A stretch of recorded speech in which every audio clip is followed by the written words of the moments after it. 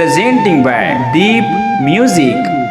नमस्कार दोस्तों, नए नए छत्तीसगढ़ी गाने सुनने और देखने के लिए हमारे दीप म्यूजिक चैनल को अभी सब्सक्राइब करें और बेल आइकॉन के बटन को क्लिक करें।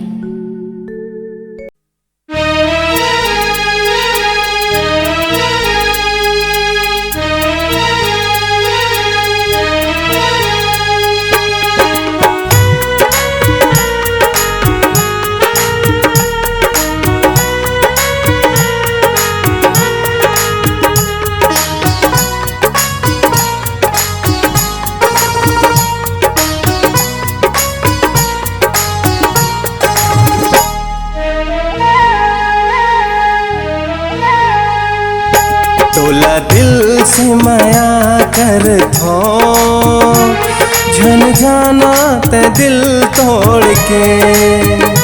तोला दिल से माया कर थो झन जाना ते दिल तोड़ के।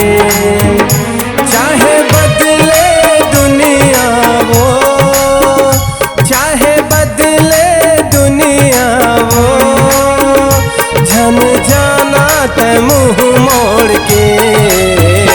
महू दिल से माया कर थो नहीं जावा मैं दिल तोड़ के।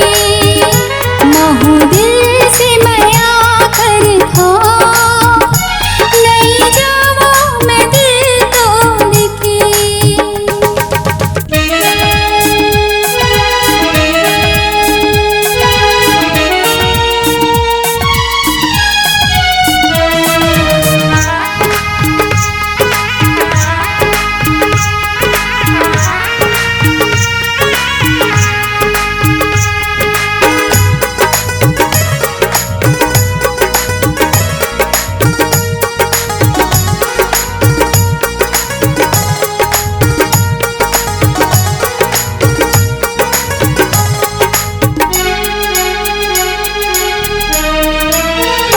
मोर दिल के आईना माँ तस्वीर हावे तोर वो।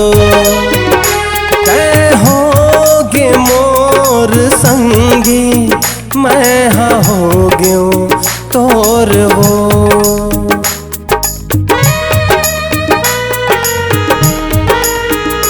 मोर दिल के आईना माँ तस्वीर हावे तोर वो।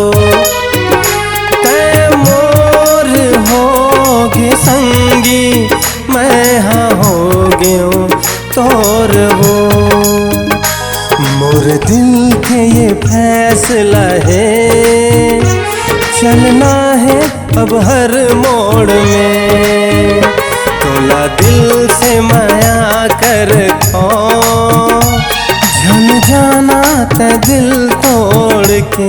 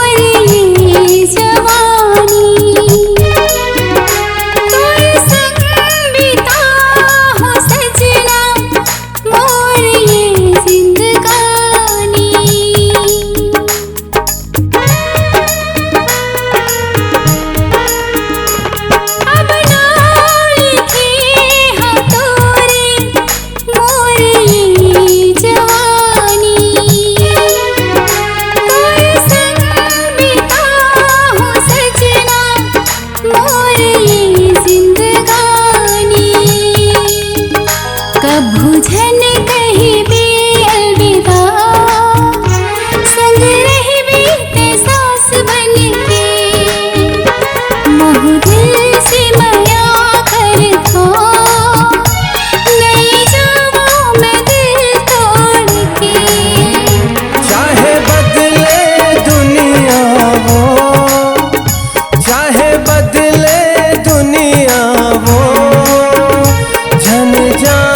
ते मुंह मोड़ के। महू दिल से माया कर दो, नहीं जाऊं मैं दिल तोड़ के।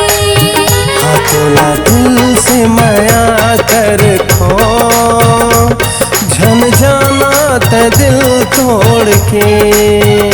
महू दिल से माया कर दो, नहीं जाऊं मैं दिल तोड़ के।